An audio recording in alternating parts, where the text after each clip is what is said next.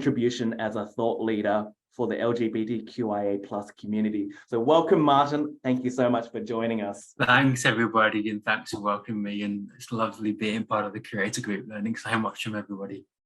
Fantastic. I'd love to just begin asking you, how did you start creating content on LinkedIn? I just started doing it. I'd left the job. I was on a bit of a sabbatical, and I created a LinkedIn account in April 2019. And when I started, only 1% of people were actively posting on LinkedIn. And I thought, well, why is it 99% of the opportunities are down to the 1%? I want to be part of the 1%. So I posted content consistently. My messages were all over the place.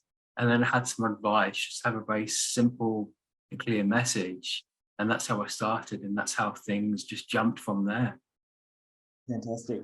And maybe comparing to when you started to now, but do you have a strategy when it comes to posting?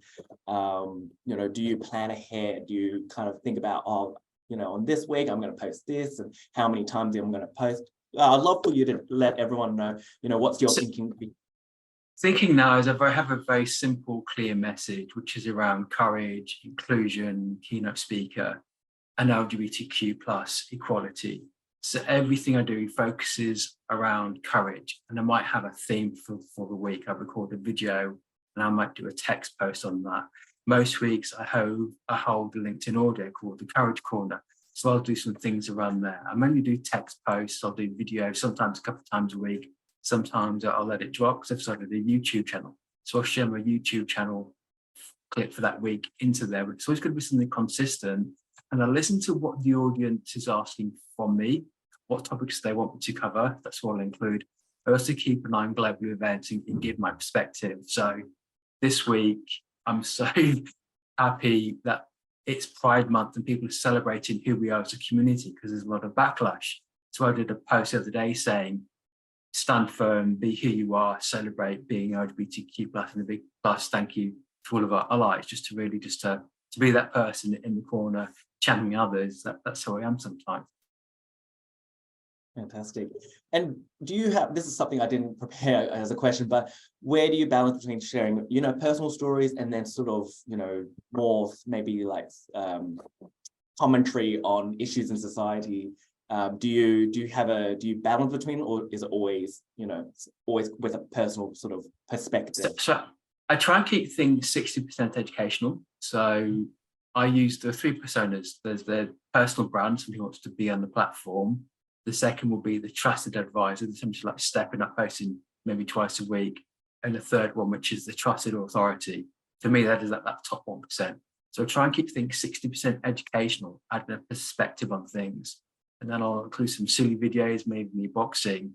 I stay tuned to events, but I don't get involved in arguments. I don't get involved in what's happened on the day. I try and bring a bit of a perspective and make sure it's resonant for people.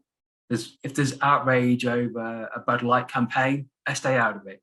What I might do is a few days later say how you can authentically support the community to keep things relevant, but stay out of the day-to-day politics. It's not worthwhile, definitely on LinkedIn. And another question I didn't prepare you for, I'm so sorry. But what about with people get really caught up with algorithms and views and how much engagement they got? One day their post went gangbusters, another day it doesn't. What's your sort of take on that? I avoid it. So I focus on the consistency. I see what's worked and I'll use that again. But if a post hasn't done well based on views, but I've had a conversation with somebody because they've seen my post, that's more meaningful to me. I would rather have 10 posts with 500 views than one post getting 5,000 views. It's the consistency, because many people focus on getting the followers, the comments and the likes, but what are you getting from one that? What do you get in the long term? About 10% of your followers will see your feed. Now, if I do 10 quality posts, that means all of my followers will have seen one quality post in 10 days rather than 10% seeing one post, which is going gangbusters.